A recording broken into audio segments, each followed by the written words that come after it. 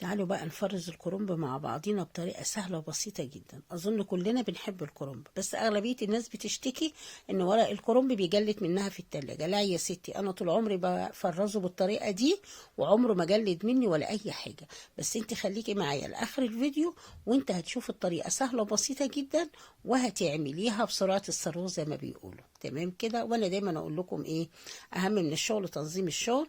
فيلا نسمي بالله وننظم شغلنا ونشوف هنعمل إيه مع بعضينا. بسم الله الرحمن الرحيم. انا هنا جايبه الكرنب زي ما انتم شايفين، بس يا ريت نجيب الورق بتاع الكرنب يكون محمل، ما يكونش خفيف قوي، لان الورقه لما تبقى مليانه بتبقى مسكره كده وبتبقى زي الزبده. تمام كده؟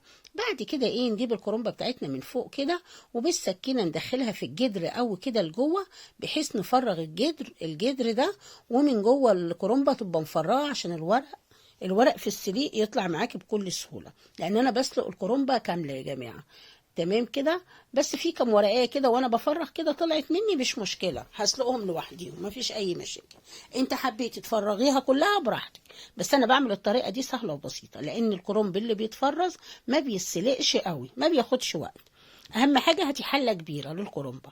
انا جبت كده حله كبيره وحطيت فيها ميه، الميه سخنت زي ما انتم شايفين، نزلت معلقه زيت ومعلقه ملح كبيره مليانه ومعلقه سكر. تمام كده؟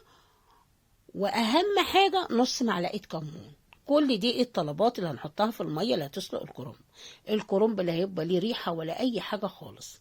تمام كده؟ الزيت بيحافظ لنا على نعومه الكرنبه، بيديله لمعه حلوه قوي، لما تيجي تلفيه بيبقى اللمعه بتاعته جميله جدا. تمام كده؟ وما يخليش الورق يمسك معاكي وانت مفرزاه. جبت الكرنبه على وشها كده من ناحيه الجدر، وهنسيبها في حدود 3 دقايق، وبعد 3 دقايق نقلب على الناحية التانية. وجنبيك يا ست مصفى تحتها طبق، لأن الورق اللي تفرزيه من شروطه عشان ما يجلدش منك ولا يحصل له حاجة ما يبقاش فيه أي مية. تمام كده؟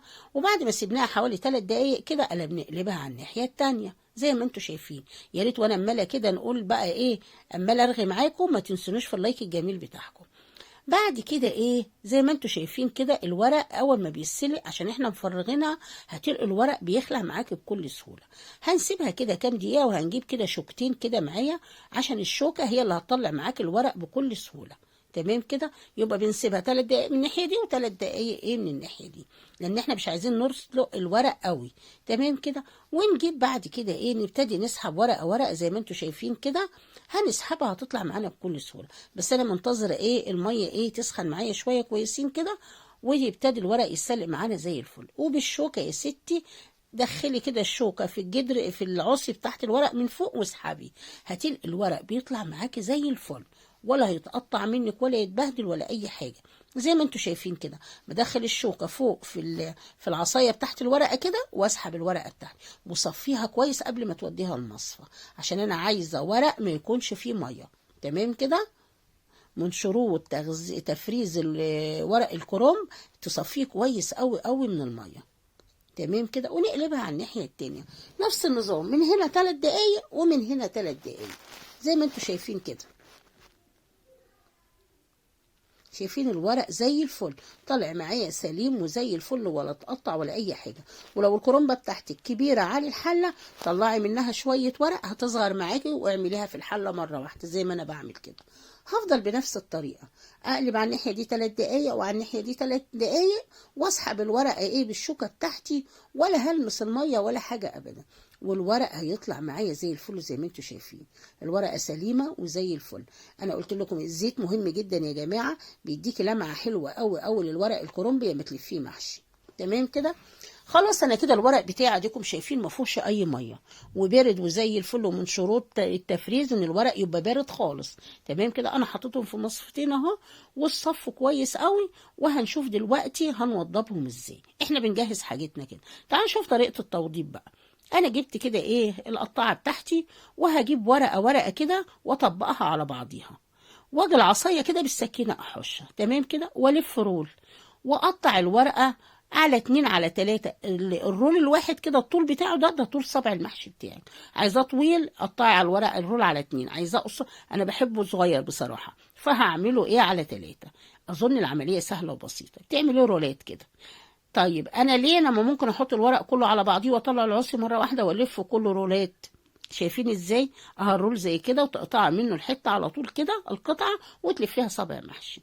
طب ليه هلا ما بتعمليش الورق كله مره واحده؟ هقول لك ليه. لو احنا عملنا الورق كله مره واحده كده على بعضيه، الرول هيبقى سمكه تخين، فايه ياخد معاكي وقت لما تطلعيه من التلاجة عشان يفك، وفي نفس الوقت ايه، انا مش عايزه الورق يمسك في بعض، انا عايزه كل ورقه لوحديها.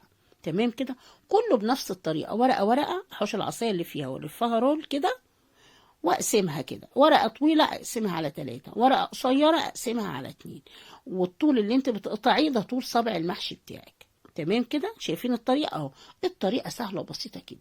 هفضل اعمل الورق كله رولات كده، ما خدش معايا وقت بامانه، يعني ما خدش معايا وقت خالص، فما تقلقيش، يعني مش متعب ولا حاجه يا جماعه. تعالي كده قدام الشاشه بتاعتك كنت بتسمعي كده المسلسل بتاعك، واشتغلي فيهم وفرزي حتى عشان شهر رمضان. تمام كده، ونبتدي ايه، اديكم شايفين الرول طويل على فكره، ده يعمل معاكي 6 صوابع. تمام كده، يبقى انا كده عملت الورق كله رولات زي ما انتم شايفين، ودي من ضمن تفريزات رمضان يا جماعه. انا بفرز معاكم حاجه حاجه عشان ايه، ما تاخدوش مجهود كتير. كل مدى ايه هعمل لكم كده ايه، فيديو تفريزات سهل وبسيط. واجيب كده الاطباق الفل بتاعتي، وابتدي ايه، احط فيها كده حبه رولات من اللي احنا عملناها من الكرنب، واحط اخضر مع ابيض عشان يبقى عندك الاتنين. واجيب كده كيس مطبخ واقطعه كده، واحط كده طبقه كيس تاني، واحط رولات تاني. الرولات دي طويله يا جماعه، الرول الواحد ممكن يعمل لك 6 7 صوابع، يعني الطبق ده يعمل لك حله وسط كده صغيره. تمام، فبراحتك الكميه اللي انت عايزاها اعمليها. تمام، وتعوزي طبق تعوزي 2 هتطلعيه، عشان الرولات مش تقيله هيفك معاك بسرعه.